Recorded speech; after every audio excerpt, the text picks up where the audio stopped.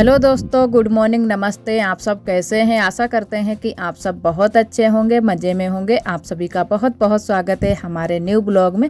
तो फाइनली शादी तो हमारे यहाँ हो चुकी है। उसके बाद में एक ये भी रस्म हमारे यहाँ होती है जो कि कलेवा खिलाने की। तो यहाँ पर कलेवा सभी लोग खिला रहे हैं और लड़का बैठा हुआ है और जो भी लड़के के यहाँ के जो भी करीबी रिश्तेदार होते हैं वो भी बैठे हुए हैं। तो जो भी परिवार की औरतें होती हैं और रिश्तेदार और गांव की भी बहुत सारी औरतें कलेवा खिलाती हैं।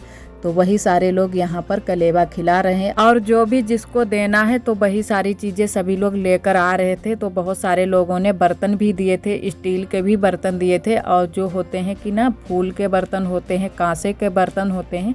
तो सभी प्रकार के जो भी जैसे देना चाहता है वो सभी लोग बर्तन लेकर आ रहे थे और हम भी यहाँ पर कलेवा खिलाने के लिए आए थे। तो हमने तो पैसे दे दिए थे और बुआ ने दी हैं कुर्सियाँ।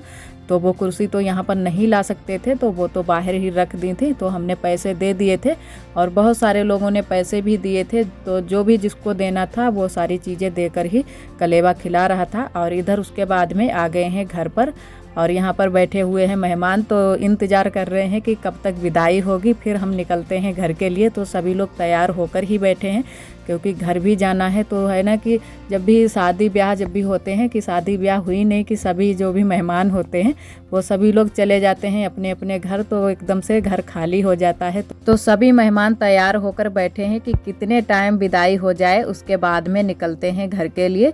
और इन दिनों में है ना कि हमारे तरफ थोड़ा सा मौसम भी ख़राब रहता है, बादल से छाए रहते हैं। कहीं तो धूप निकल आती है तो कहीं तो नहीं निकलती है। पूरा पूरा दिन हो जाता है धूप नहीं निकलती है। ऐसा लग रहा है कि जैसे बारिश होने वाली है। तो पता नहीं आगे बारिश ही होने वाली है क्या। तो बादल से छाए रहते हैं और इधर अभी सभी लोग तैयार ही हो रहे हैं और कलेवा की भी रस्म चल रही है। तो इसी वजह से जिसको भी कलेवा करना है तो वो भी तैयार हो रहा है कि बोल रहा है कि कलेवा खिला दें, उसके बाद में ही विदाई होगी। तो जल्दी से ही कलेवा की रस्म हो जाएगी, फिर तुरंत से ही विदाई हो जाएगी। तो अभी सभी लोग इधर तैयार भी हो रहे हैं और कुछ मेहमान तैयार हो चुके हैं। और इधर इतनी सारी चीज़ें जो कि कलेवा में मिली हुई हैं। तो बहुत सारे बर्तन भी हो गए थे और बहुत सारी गिफ्ट भी हो चुकी थी जो कि पैक हैं। उनमें पता नहीं क्या क्या है, कुकर भी थे, बहुत सारी चीज़ें थी, बहुत सारी चीज़ें मिली हुई थी। ये कलेवा में सारी चीज़ें दी हैं सभी लोगों ने।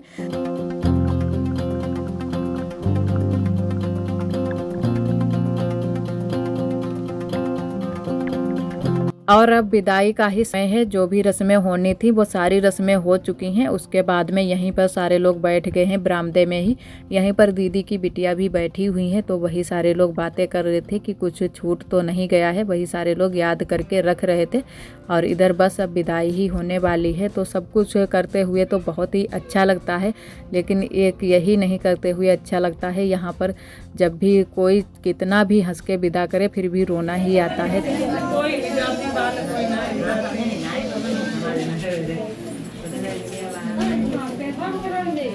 फोटो खींचने कुछ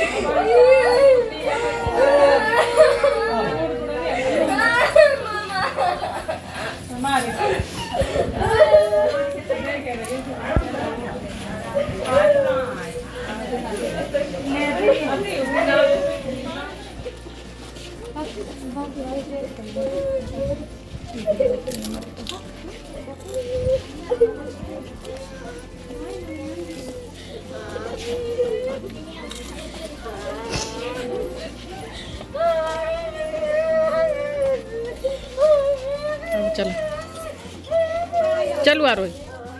तो आज आप सभी को बताने वाली हूँ स्टोमियो के बारे में, जो कि ये प्रोडक्ट हमें 2 सप्ताह पहले रिसीव हुए हैं और इनका मैंने यूज भी किया है। और इनकी एक ब्रांड है, इनके प्रोडक्ट बहुत ही अच्छे हैं।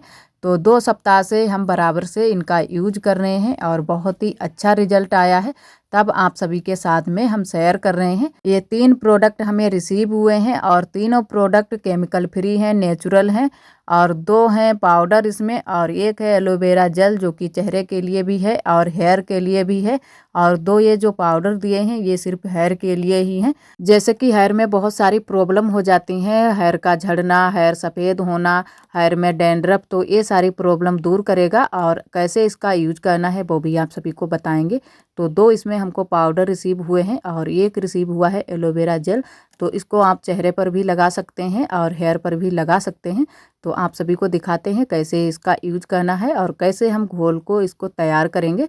तो यहाँ पर मैंने दोनों पाउडरों को ले लिया है और दोनों से 1-1 चम्मच दोनों को मिक्स करके घोल को तैयार करेंगे।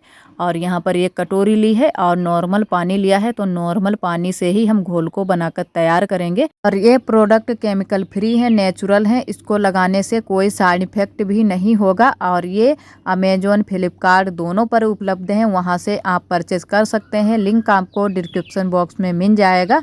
और इधर हमने घोल बनाकर तैयार कर लिया है। तो अब लगाते हैं हेयर पर अपने। तो कुछ इस तरीके से हमने हेयर पर लगाया है और हाथ से ही हम हेयर पर लगा रहे हैं इसको।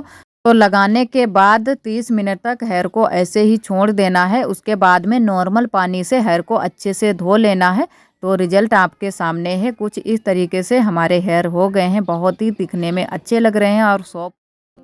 विदाई होने के बाद मेहमान भी सभी अपने अपने घर जाने लगे थे। तो यहाँ पर मेहमान जा रहे थे अपने घर, तो वही हम सब लोग भेजने के लिए आए थे।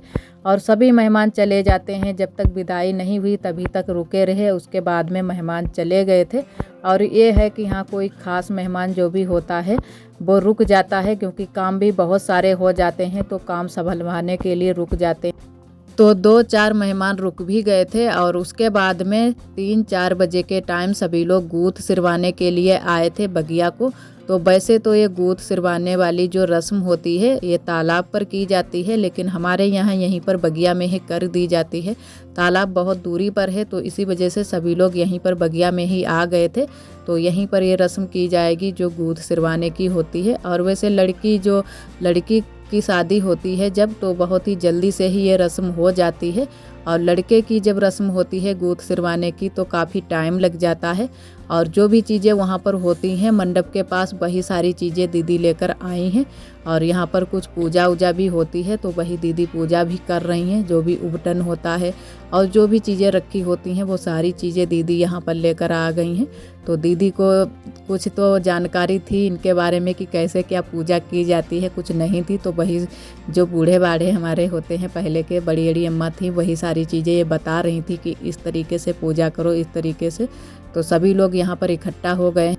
और जो ये गूँथ सिरवाने की रस्म होती है ये भी 5 या 7 सुहागन ही मिलकर करती हैं। तो यहाँ पर बुआ हमको बुला रही थी, फिर सभी लोग पूरे हो गए तो हम फिर नहीं गए थे।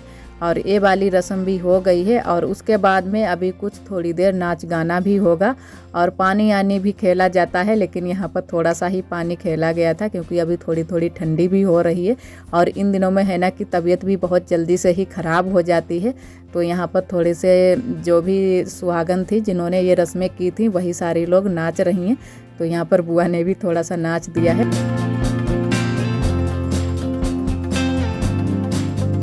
और अब शादी तो हो चुकी है और जो भी रस्में थी वो भी सारी रस्में भी हो चुकी हैं। और उसके बाद में फिर हम खाना आना बनाने में लग गए थे और इधर हम बैठ गए हैं अब बर्तन धुलने के लिए। तो ढेर सारे बर्तन भी इकट्ठा हो गए थे, तो सारे बर्तन धुल लेते हैं। और आप सभी दोस्तों को तहे दिल से बहुत बहुत धन्यवाद। आप सभी बहुत ही प्यारे प्यारे कमेंट करते हो, हमें बहुत ही अच्छा लगता है। और एक दीदी जी ने कमेंट किया है कि शादी में आपकी देवरानी नहीं आई हैं। तो हमारी देवरानी आई हुई हैं, वो होली पर ही आई थी, तब से वो यहीं पर हैं।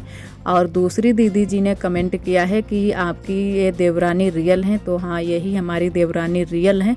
तो आप सभी को किसी दिन हम पास से मिलवाएंगे, क्योंकि काम की वजह से अभी सही से हमने नहीं मिलवा पाया है। बहुत सारे काम हो गए थे शादी की वजह से।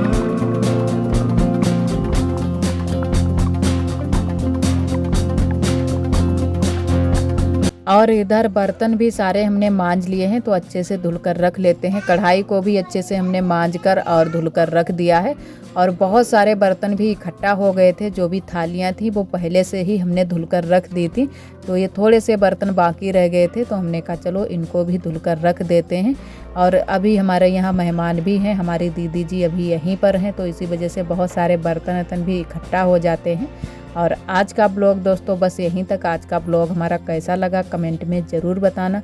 और जो भी हमारे भैया दीदी हमारे चैनल पर न्यू आते हैं तो चैनल को सब्सक्राइब ज़रूर कर लिया करें। कल फिर मिलेंगे एक न्यू ब्लॉग के साथ में।